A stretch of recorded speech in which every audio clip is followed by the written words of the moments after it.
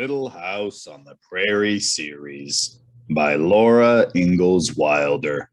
Book 8, These Happy Golden Years. Chapter 5, A Stiff Upper Lip. All that week, everything went wrong. Everything. Nothing gave Laura the least encouragement. The weather was sullen. Dull clouds lay low and flat above the gray-white prairie, and the wind blew monotonously. The cold was damp and clammy. The stoves smoked. Mrs. Brewster let the housework go. She did not sweep out the snow that Mr. Brewster tracked in. It melted and made puddles with the ashes around the stove. She did not make their bed nor even spread it up. Twice a day she cooked potatoes and salt pork and put them on the table. The rest of the time she sat brooding. She did not even comb her hair, and it seemed to Laura that Johnny squalled with temper that whole week. Once Laura tried to play with him, but he only struck at her, and Mrs. Brewster said angrily, "Leave him alone!" After supper, he went to sleep on his father's knee, and Mr. Brewster just sat. The air seemed to smolder with Mrs. Brewster's silence, and he sat, Laura thought, like a bump on a log. She had heard that said, but she had not realized what it meant. A bump on a log does not fight anyone, but it cannot be budged. The silence was so loud that Laura could hardly study. When she went to bed, Mrs. Brewster quarreled at Mr. Brewster. She wanted to go back east. Laura could hardly have studied well anyway. She was so worried about her school. In spite of all she could do, everything went from bad to worse.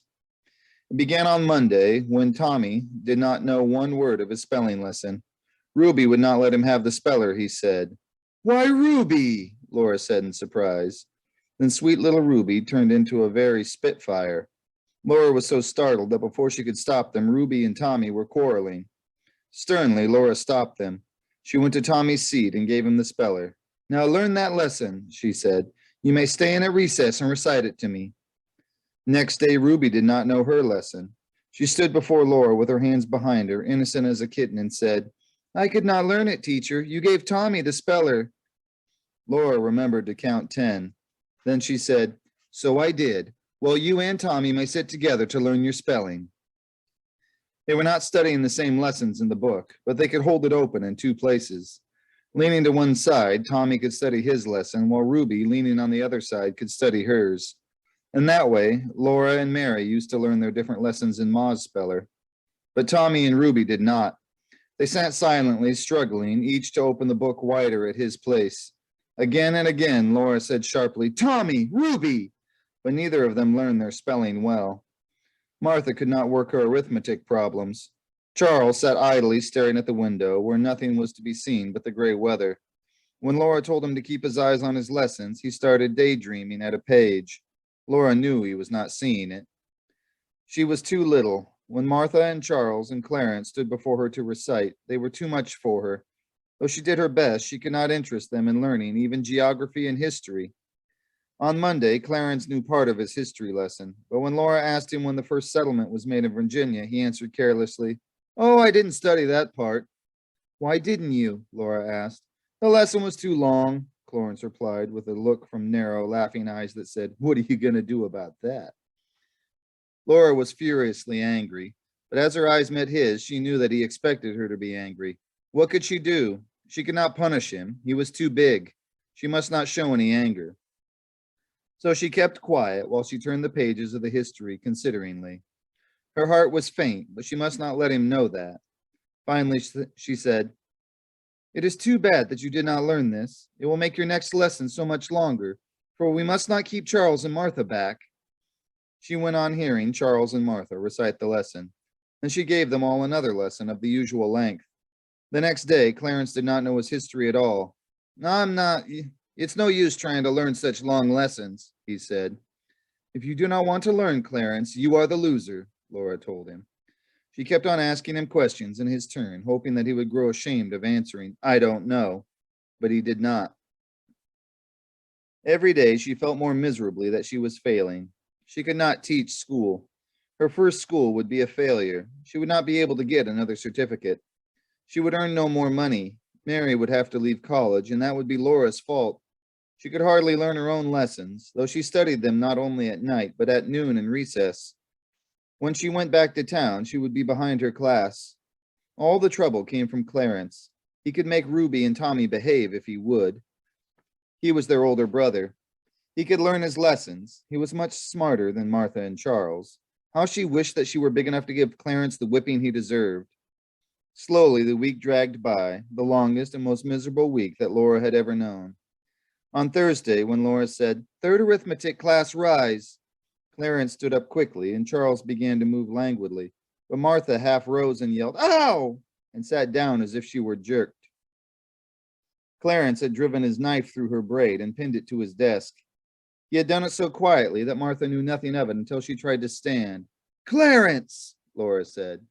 He did not stop laughing. Tommy was laughing. Ruby was giggling. Even Charles was grinning. Martha sat red-faced with tears in her eyes. Laura was in despair. They were all against her. She could not discipline them. Oh, how could they be so mean? For an instant, she remembered Miss Wilder, who had failed to teach the school in town. This is the way she felt, Laura thought. Then suddenly, she was very angry. She yanked the knife up and clicked it shut in her fist. She did not feel small as she faced Clarence. "Shame on you," she said, and he stopped laughing. They were all still. Laura marched back to her table and rapped on it. "Third class in arithmetic, rise, come forward." They did not know the lesson. They could not solve the problems, but at least they went through the motions of trying.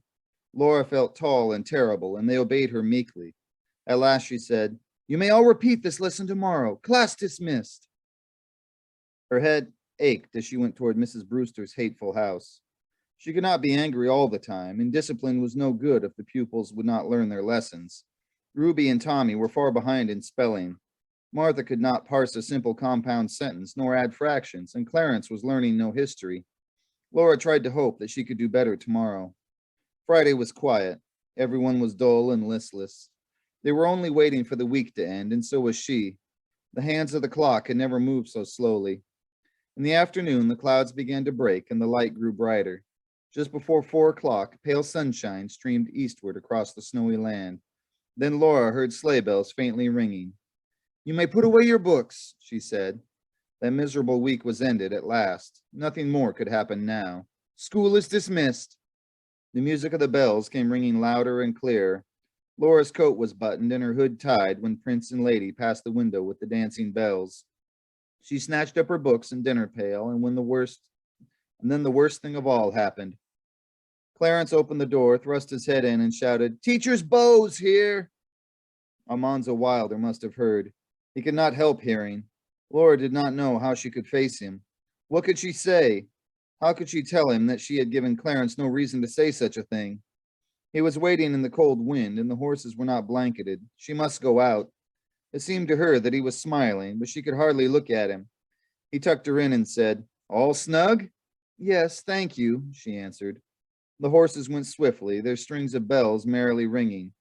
It would be better to say nothing of Clarence, Laura decided. As Ma would say, "Least said, soonest mended."